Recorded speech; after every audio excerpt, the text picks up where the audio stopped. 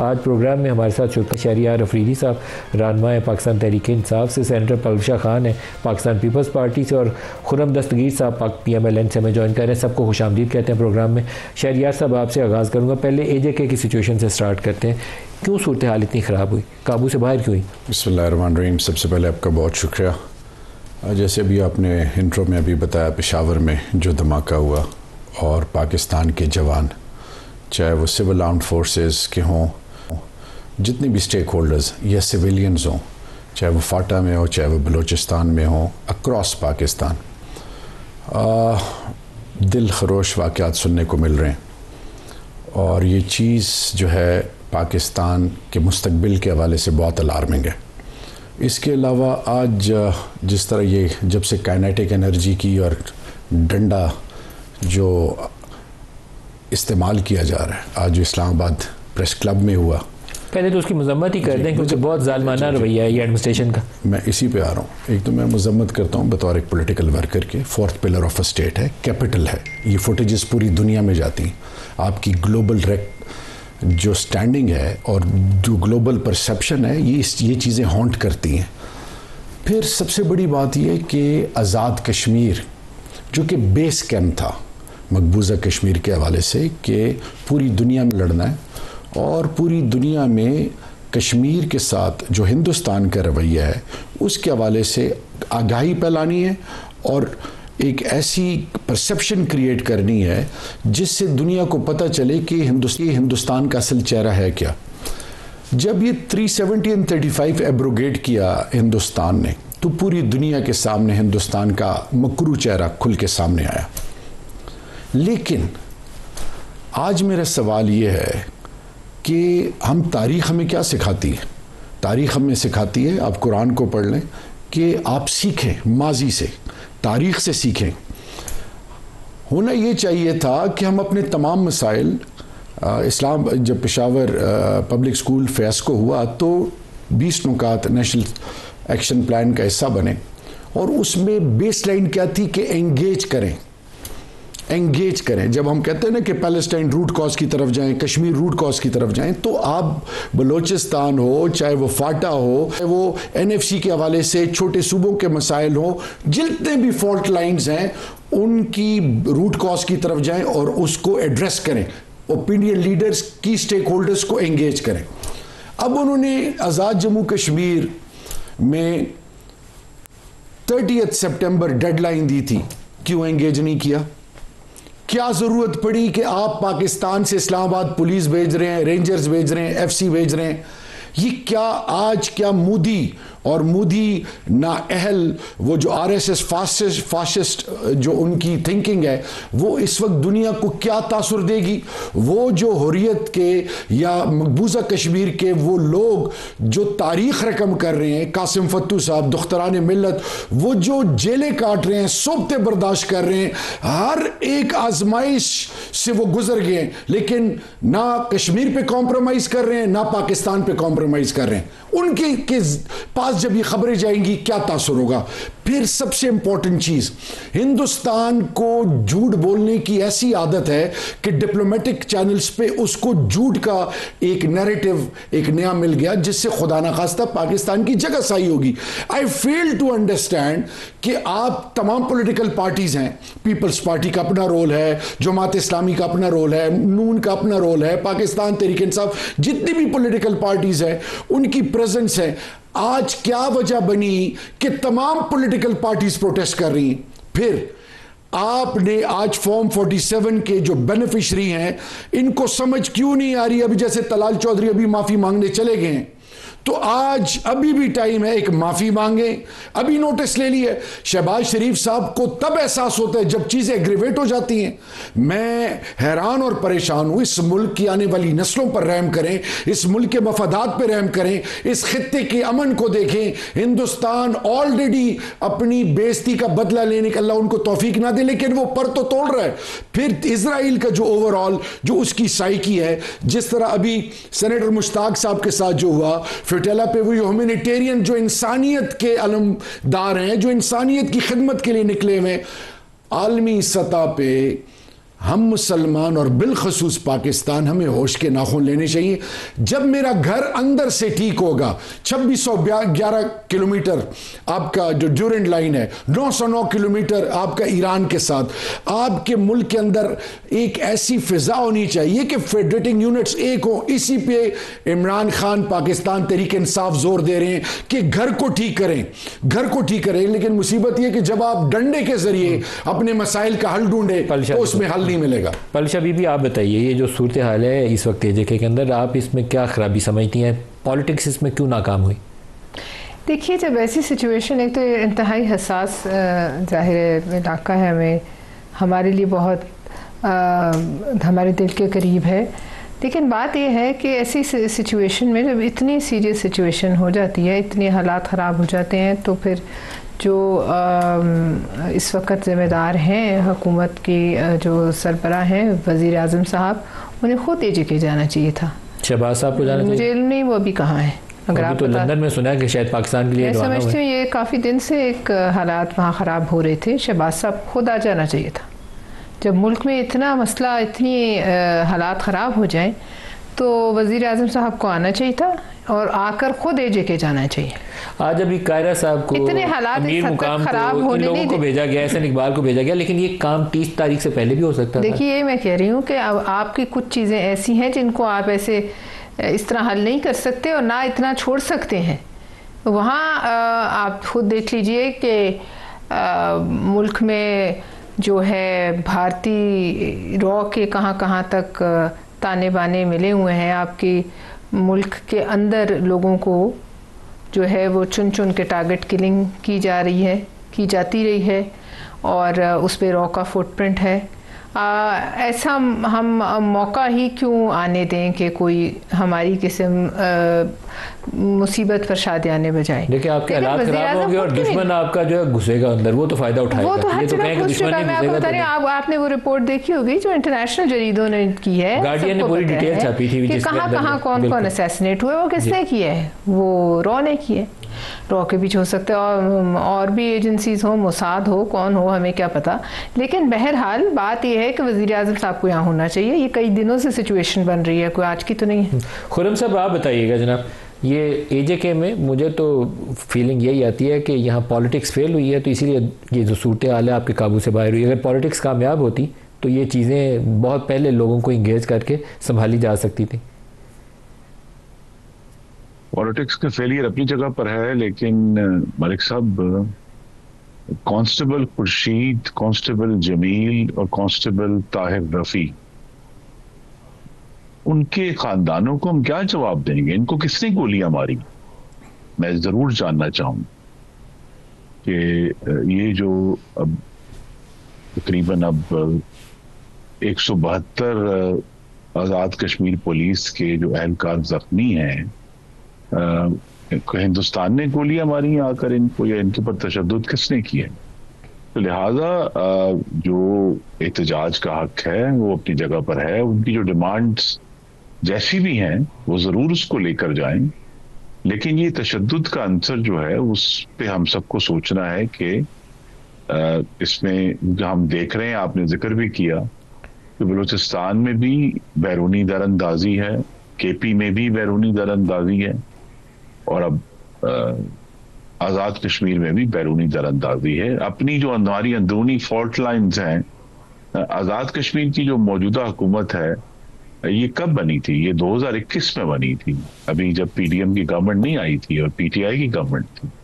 ये उसके असरात हैं जो आज भी, अब 1 साल रह गया, अगले साल इंतखाबात होंगे, तो एक तरीका तो ये है कि यहाँ नए इंतखाबात फौरन अनाउंस कर दिए जाएं ताकि वहाँ के रहने वाले अपनी नई हुकूमत चुन लें। लेकिन आप बैरूनी दरअंदाजी को बिल्कुल इसमें से एलिमिनेट नहीं कर सकते। दूसरा ये है कि उनकी जो सब, जब आपके हालात घर के खराब हो ना, तो दुश्मन तो आपकी ताक में होता है। मैं ये नहीं चाहता कि हम अपने लोगों को नहीं, कि लोग जो है ये गद्दार हो गए, ये सारे रॉ के एजेंट हो गए। दुश्मन आपके अंदर घुसेगा जब आप उसको मौका दें। हालात की जो मौका दे रहे हैं और ना घुसे उसके अंदर। नहीं, हालात की खराबी तो यही है ना कि वहां जो एक नया अंसर है वो अपने मुतालबात के लिए तशद्दुद और हथियार उठाने के लिए तैयार है। अब इस पे आप कह देंगे जी पॉलिटिक्स का फेलियर है, क्योंकि क्या पिछले साल के आखिर में भी एक सिचुएशन अराइज हुई थी जब आज़ाद कश्मीर असेंबली ने एक कानून पास किया, उसके खिलाफ एहतजाज हुआ, फिर वहां के सुप्रीम कोर्ट ने उसको मुअत्तल किया और बाद में वहां की जो कानून साज असेंबली है उसने उसको फिर विड्रॉ कर लिया उस कानून को, और बड़े आसान तरीके से मामला हल हो गया। तो यहाँ जब वायलेंस शुरू हो जाएगा, और ये जो डिमांड है, ये क्या आज़ाद कश्मीर की जो तकरीबन कहते हैं 42 से 50 लाख की आबादी है, क्या ये उन सब की डिमांड है कि ये जो 12 सीटें हैं रेफ्यूजीज के नाम पे उनको वहां से निकाल लिया जाए? कौन ये फैसला करेगा? ये फैसला कांस्टेबल खुर्शीद, जमील और ताहिर को शहीद करके तो नहीं होगा ना ये फैसला। तो लिहाजा हमारे सामने एक और तरीके से एक चैलेंज है। आज भी आपको मालूम है कि पूरी एक हुकूमती जो कोalition है, जिसमें पाकिस्तान पीपल्स पार्टी और पाकिस्तान मुस्लिम लीग नून और गालिबन जमीयत अहले हदीस के MQM के भी साहिबान मौजूद थे, उन्होंने जाकर बात सुनी है। हम तो बात सुनने के लिए तैयार हैं अगर बात पुरअमन तरीके से। लेकिन अगर ये होगा कि जी 174 पुलिस वालों को आप जख्मी करके कहेंगे कि नहीं, हम तो हमारी डिमांड्स हैं इनको पूरा किया जाए, बाज़ डिमांड्स तो बड़ी आसानी से पूरी हो सकती हैं, लेकिन ये डिमांड्स हमें तरीकेकार भी तो जमहूरियत का सीखना है ना, कि अगर ये डिमांड्स हैं तो ये डिमांड्स मुजफ्फराबाद में जाकर क्यों नहीं की गई? ये हर जगह पे मुख्तलिफ जिलों में, रावलाकोट में और बाग में दुकानें बंद करवा के जबरदस्ती किस तरह ये डिमांड की गई? और पॉलिटिक्स का फेलियर है तो हमें ये भी मालूम है। नाकामी नहीं कहते आप इसको, अपने निज़ाम की नाकामी नहीं कहते, मेरा ख्याल है ये मुकम्मल तौर पर फेलियर है। हमारे निज़ाम की उसके जो सूरत हाल है, केपी पूरा जो है वो सेटल्ड हो गया, निज़ाम की इनएफिशिएंसी है। देखिए, इसमें कोई शक नहीं है कि निज़ाम की इनएफिशिएंसी है। हमारी जो मैं कह सकता हूँ तकरीबन पूरे मुल्क में जो पुलिस फोर्सेस हैं, वो एक किसी भी डिटर्मिन्ड, यानी जो पुरअज़म उनके ऊपर हमलावर है, उससे डील करने के काबिल नहीं है। और ये जो एक्शन कमेटी है, इससे पहले भी मुज़ाकरात हुए हैं। इस दफा क्या हुआ कि उन्होंने मुज़ाकरात की बजाय जो है वो गोली का और तशद्दुद का रास्ता इतने जोर से अपनाया है। तो हमें इस सब पे गौर करते हुए अब इन सब से जो गुफ्तगू का रास्ता है वो आज खुल गया है।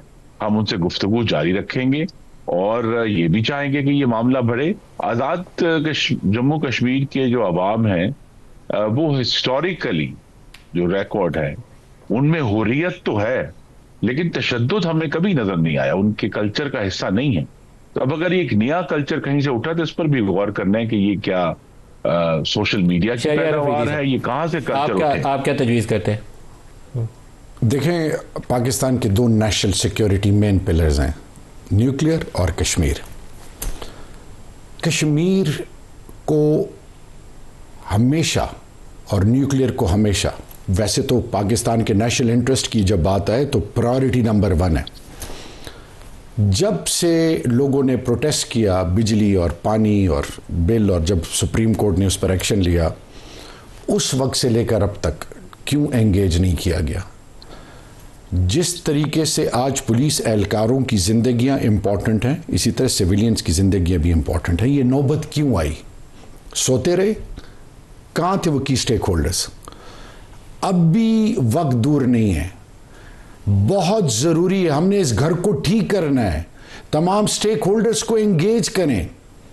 जब आप थ्रू फोर्स अपने डिजायर्ड ऑब्जेक्टिव हासिल करना चाहते हैं, वो वक्ती तो शायद आप हासिल कर लें, वो डीप रूटेड कॉन्सिक्वेंसेस हैं उसके।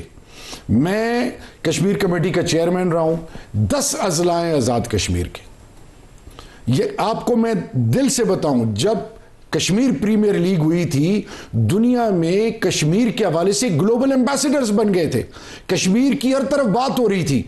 आज डोनाल्ड ट्रंप ने 10th में जो अल्लाह ने इज्जत बख्शी है इस कौम को, जब से उनकी एक्नॉलेजमेंट आई है कश्मीर, जो कि कहा गया था कि ये खुदा ना खास्ता खत्म हो गया, ये रिवाइव होने के बाद ये चीज वो नाअहली है जिसको एड्रेस करना प्रायोरिटी नंबर 1 है। खुदा के लिए कुछ भी नहीं गया, जाएं, बात करें, एंगेज करें। हर जगह आप अगर ये कहेंगे कि जी ये क्यों हुआ, वो क्यों हुआ, आप उनको बिठाएं तो सही। डायलॉग के जरिए मसले हल होते हैं। और खुर्रम दस्तगीर साहब तो एक वो बड़ी सोच और बड़े दिल के मालिक हैं। आप अपनी टीम को, PMLN और पीपल्स पार्टी को, आप तो बारहा जमहूरियत के वैसे भी आप चैंपियंस हैं, खुदा के लिए आप लीड करें। और मैं तो एक स्टेप और आगे जाऊंगा, इसमें PTI को भी एंगेज करें, सब लीडरशिप को एंगेज करें, पार्लियामेंट के तमाम स्टेक होल्डर्स को एंगेज करें। इस वक्त बजाय इसके कि हम ये कहें कि PDM की हुकूमत थी या फलाने की हुकूमत थी, से निकल आए। इस वक्त कॉन्फिडेंस बिल्डिंग मेजर्स होने चाहिए, CBMs करें, उनको गले लगाएं। इस टाइम वक्त की जरूरत है, ये सिर्फ कश्मीर की हद तक नहीं।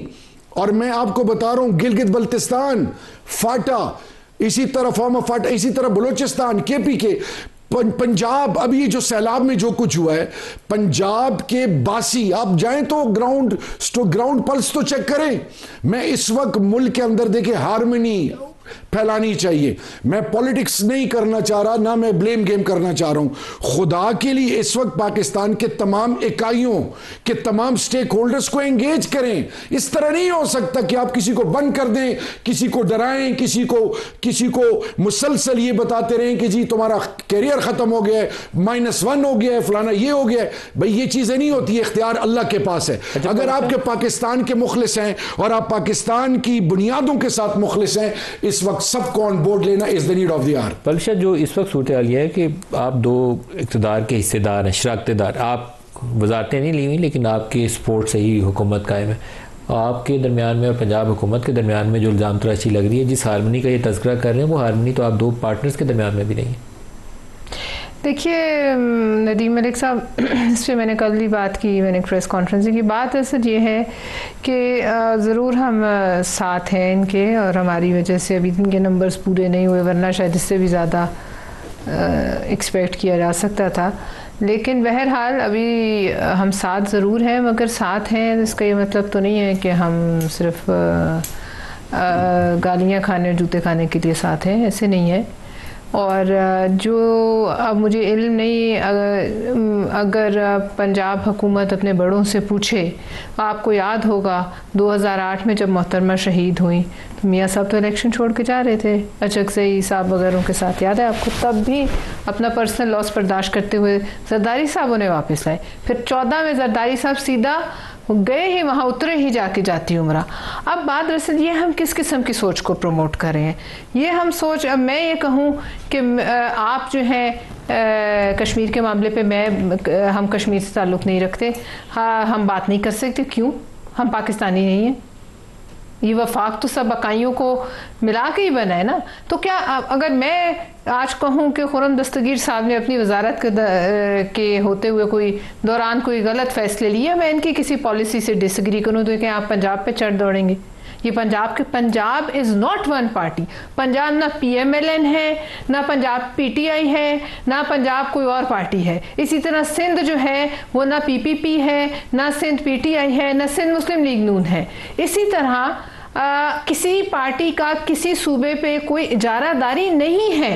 ये पंजाब आज से हज़ारों साल पहले भी कायम था, इस पे हज़ारों हुक्मरान आए और चले गए, जिन्होंने फतह किया वो भी चले गए।